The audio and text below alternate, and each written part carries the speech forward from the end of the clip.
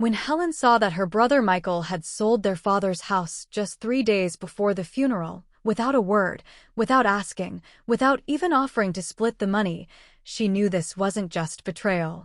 It was the start of a war. Rain dripped from the awning above the entrance to the nursing home where James Rivers had spent the last 6 months of his life. Helen stood under an umbrella, clutching a letter, the last thing her father had left her. The envelope was sealed with wax, like something from another century, and clearly addressed, for Helen only. She hadn't opened it yet.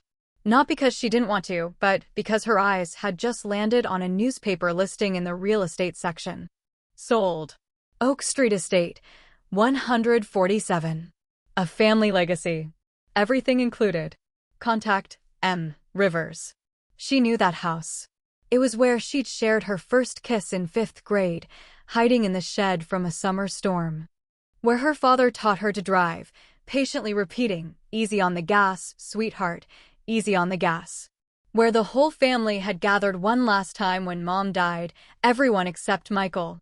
He'd been on yet another business trip, though Helen knew the truth. He simply couldn't face his mother on her deathbed. Now he'd sold the house. Without her consent. Without respect. Without grief. "You didn't even come to the funeral," she whispered, though Michael wasn't there. But she knew he'd show up soon. He always appeared when money was involved. Helen and Michael grew up in a home where love was measured in dollars and care came wrapped in gifts. Their father, James, was a factory engineer, a quiet man who came home smelling of machine oil and exhaustion.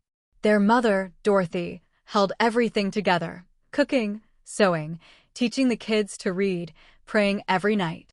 But tension always simmered beneath the surface. From childhood, Michael felt Helen was the favorite. She was encouraged to study, her photos adorned the fridge, her stories were heard at dinner. He got only silent nods and rare words like, "Good job." As a teenager, he began disappearing from home more often, returning with new friends, wilder stories, and emptying their father's wallet. Helen tried to defend him. But the older he got, the farther he drifted, not physically, but emotionally. He began to see her not as a sister, but as a rival. And their father? Just an outdated wallet with inconvenient morals. When Dorothy was diagnosed with cancer, Michael vanished for 6 months. He returned only after her death, with a bouquet of lilies and the words, "I'm sorry I didn't get to say goodbye." Helen didn't believe him. But she stayed silent. She always stayed silent, to preserve what little remained of their family.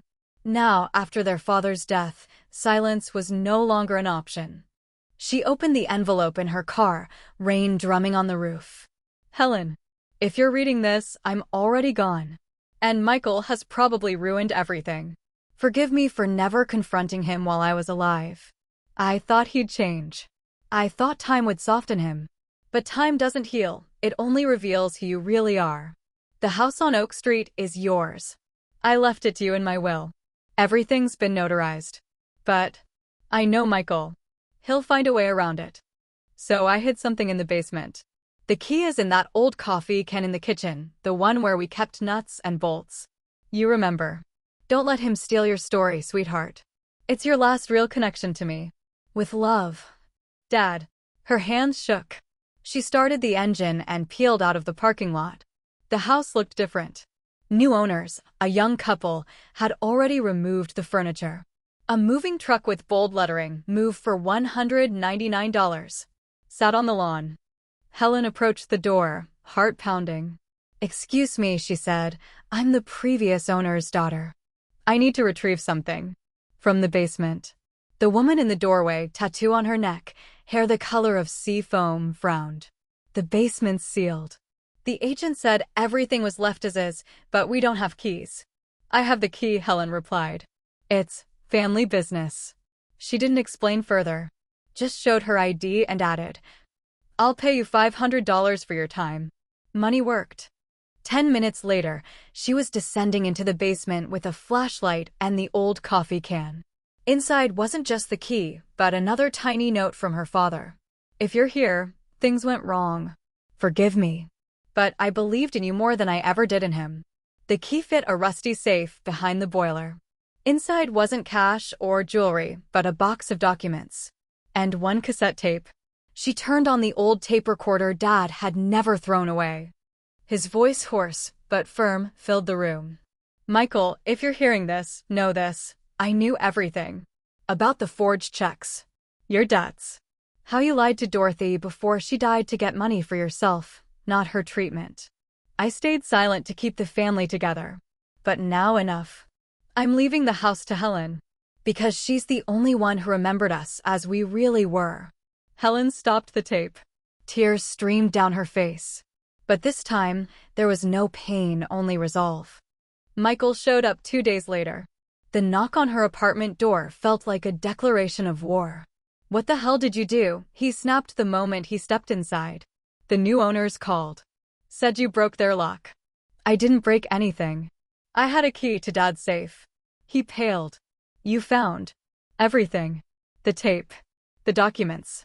Including the ones where you forged Dad's signature on that 2018 loan. And the checks he gifted you, which you wrote yourself. That's not how it happened, he shouted. He gave me the money. He knew. No, Michael. He knew you were stealing. But he stayed quiet. Now I won't. She walked to the window. I'm filing suit for violating the will, for fraud, and for defamation. Remember telling Aunt Margaret I was using Dad for his inheritance? He lunged for her arm. She pulled away. Leave. And never call yourself my brother again. The trial lasted 3 months.